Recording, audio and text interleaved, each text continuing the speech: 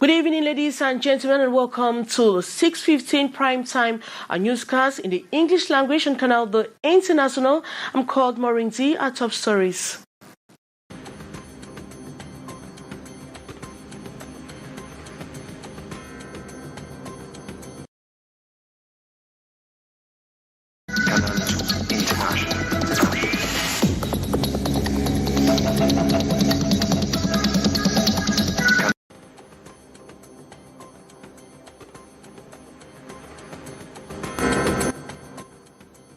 There has been widespread condemnation following the arrest and detention of one of Africa's most influential tech women, Cameroon-born Rebecca Enonchong. Her arrest and detention at the Gendarmerie Legion in Douala is said to be carried out without any written warrant, what activists and rights groups have described as a slap on Cameroon's judiciary.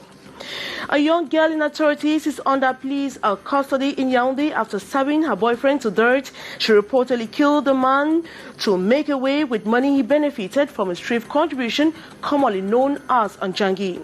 And two young men belonging to a network of cyber criminality offering fake employment are under police custody in Bafia. They are said to have duped their victims of more than 2 million francs CFA. Those were major stories. The details right ahead.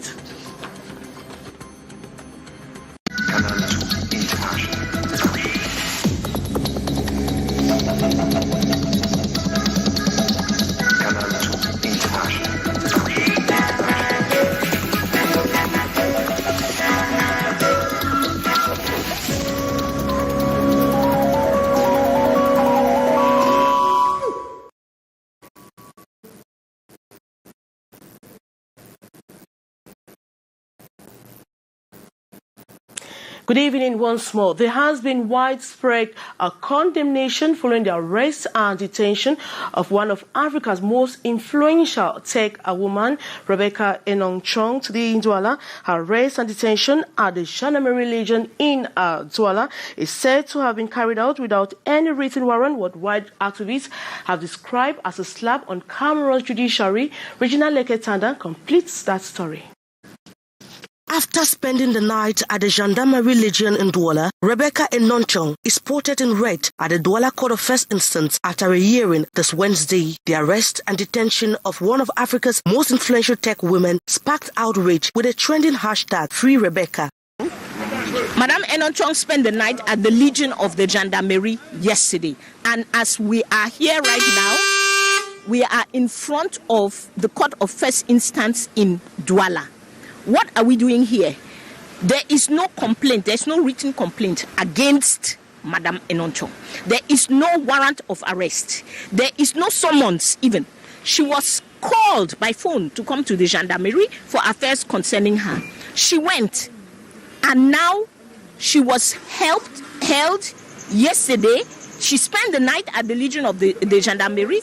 Her arrest and detention has been described as a travesty of justice and a mockery of Cameroon's judicial system.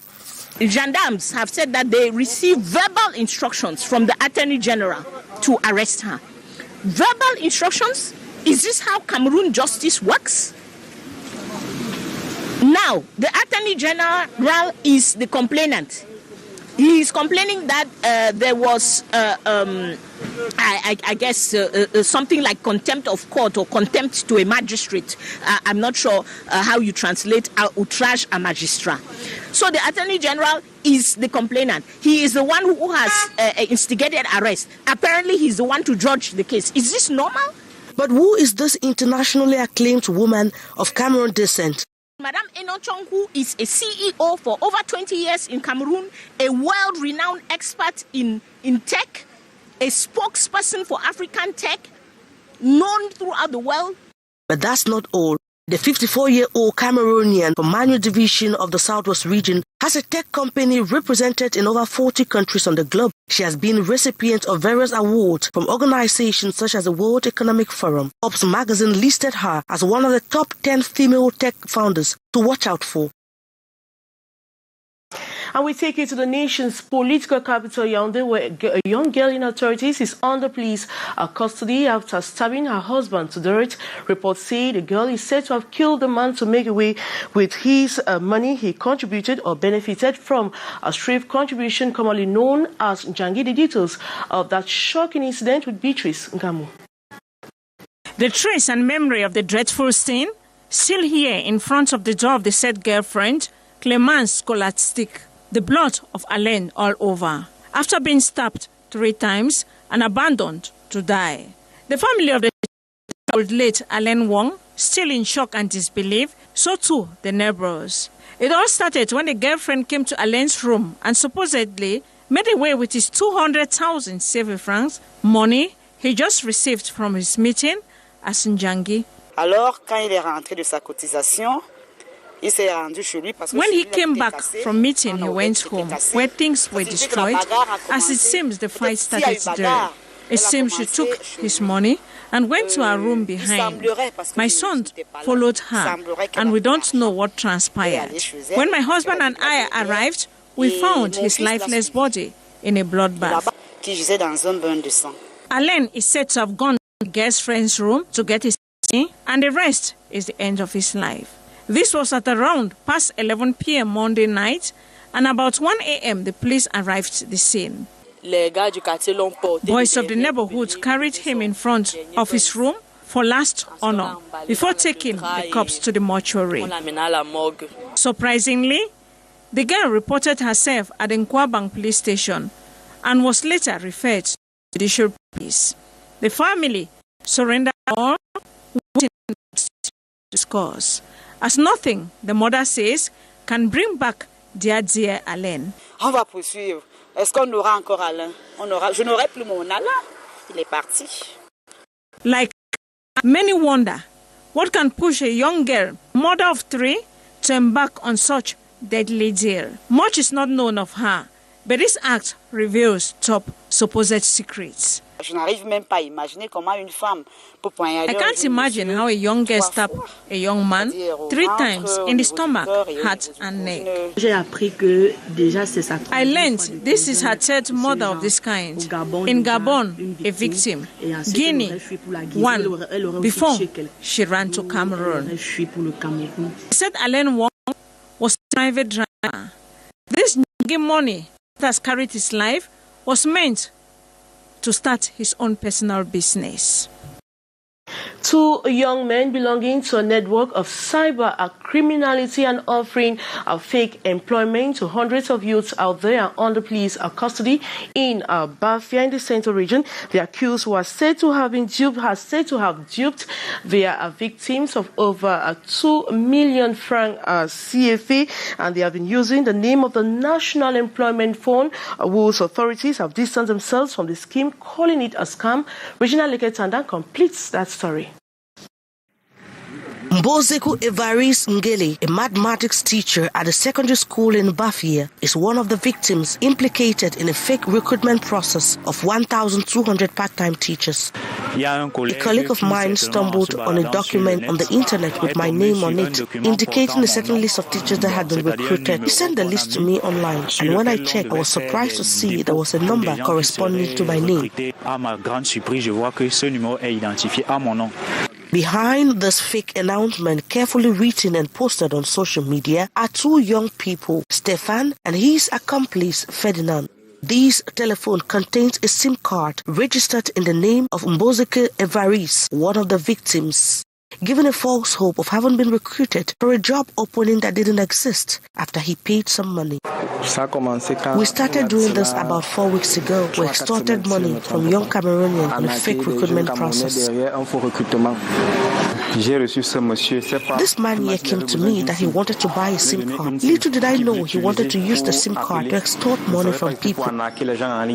According to the scheme, the supposed 1,200 recruitment process of part-time teachers was launched by the National Employment Fund, a fake alert officials of the career platform have rejected.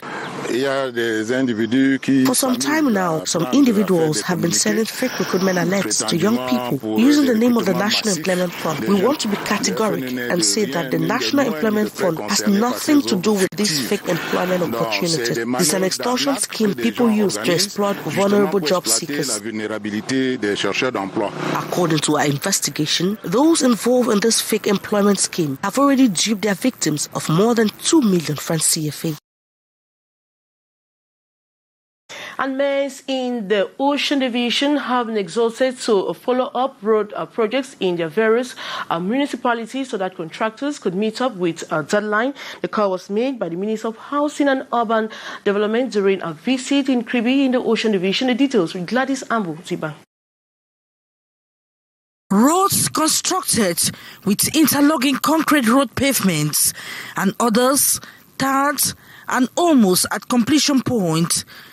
This is the state of some roads under construction in Cliquez in the Ocean Division, South region of Cameroon, that the Minister of Housing and Urban Development met while on a walking visit to the seaside resort. She expressed satisfaction with progress made so far. I'm happy to see that after my visit last 3 months, things are moved forward. Even though it's not exactly what I was looking for, but I want all the company to work with their heart to complete their project. For efficient and quality work to be effected, Minister Cliquez urged mayors to ensure constant follow-up. I really want the mayor to get involved as a bodyguard, as a gendarme of all these wonderful infrastructure that the head of state is giving to every city, leaving no one behind. So it's very important that they should take over this infrastructure. They should bring at the table all the population for them to support them, to protect, to maintain this infrastructure. So I'm happy to see that things are moving forward, and I will be here next 2 months because that is what I've decided. And within these 2 months, the mayors in the Ocean Division are expected to ensure the acceleration of work so that deadlines are met. As most councils in the northwest region of Cameroon operate with difficulties, there are more calls for an end to the climate of uncertainty reigning in that part of the country. That was yesterday in Bamenda during a celebration to mark the African Day of Decentralization and Cameroon Civil Status Registration Day. More in the following story. In this picture, in the Njikwa Municipality Council in Momo Division, it is one of the randomly selected structures to show the devolution of powers to local communities within the decentralization process in the Northwest region. But according to speakers at the 10th African Decentralization and the 4th National Civil Status Registration and Vital Statistics Day in Bamenda on Tuesday, August 10, the current socio-political crisis is bogging down government's efforts to enhance powers at grassroots. Decentralization is power to the grassroots. Let the grassroots population be able to participate fully in decision-making, and also the follow-up of If today many of the councils in the Northwest region find difficulties to operate at the full gear, it means the establishment of civil status documents has been affected. The birth certificate is the first item, the first certificate, your identity that you need in order for you to have any documents established. Without that, you can't have your national identity card, you can't have a passport.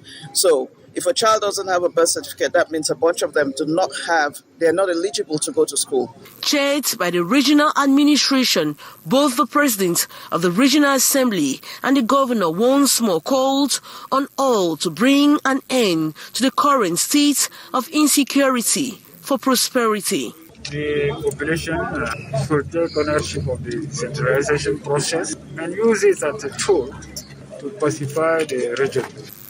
In prelude to the day proper, there was a close to 4-kilometer sports walk around the administration-dominated Upstation neighborhood. And Cameroon's ambassador to Equatorial Guinea has banned illegal actions between a Cameroonian living in Equatorial Guinea in a press release signed by Desiree Jean-Claude Wono Mengele, Cameroon's ambassador to the country. No Cameroonian living in that city against any other Cameroonian before Equatorial Guinean authorities without presenting the problem at the Cameroon embassy for possible solutions. Certainly come back to that in subsequent editions of the news. Launch of the special Hangout Youth Dialogue this day on the occasion of the International Youth Day celebrated across the globe today. This under the theme Innovation and Voluntary Commitment of Young People on Health, Food, Well-being through Made in Cameroon Products, or a way of promoting Made in Cameroon Products. Beatrice Gamo reports. These are youths who are success stories in their respective areas of activities. Farming is his specialty, with focus on cultivation and transformation. I'm into farming and transformation, so I have about 22 different products from farm. Thus bringing them, like others, to the limelight with their Made in Cameroon products. But I'm into drinks and food stuff. I take carrot into white wine, beetroot into red wine. I have foliary, which is hibiscus, to red wine, corn to biscuits, and some spices that are ready to bring them together, just to name few. If they are here, it is to connect with their peers in all 10 regions via video conference termed Special Hangout Youth Dialogue. This on the occasion of the International Youth Day, August 11. Like Thomas, many Cameroonian youths have dared into the Made in Cameroon sector and are surviving. So many others have joined the train in the face of difficulties to get employment. I think with farming, we can do a lot of things with farming. So I'm just calling the youths to go back to farm. Because the level that I'm today is because I went back to farm 16 years ago. I'm making my living with what I have at hand right now. And even some people behind me also already doing they are making behind me also. Of this year's theme, innovation and voluntary commitment of young people in health, food and well-being through the promotion of Made in Cameroon, Minister Monona Futso of Youth Affairs and Civic Education adds, is not a matter of chance, as Cameroonian youths are the epicenter of decision makers at all levels because they are full of talents. This youth dialogue is an initiative of National Youth Council under the coordination of the Ministry of Youth Affairs and Civic Education and support of the United Nations system. And that report brings us to the end of this edition of news on Canal, the international in the English language. But don't go away, we'll have news coming up in the French language at exactly 7:50. 19h50 with Alain Gislain Kanga. But coming up next is the brief with Leo Pugh. For me, it's tomorrow. Goodbye.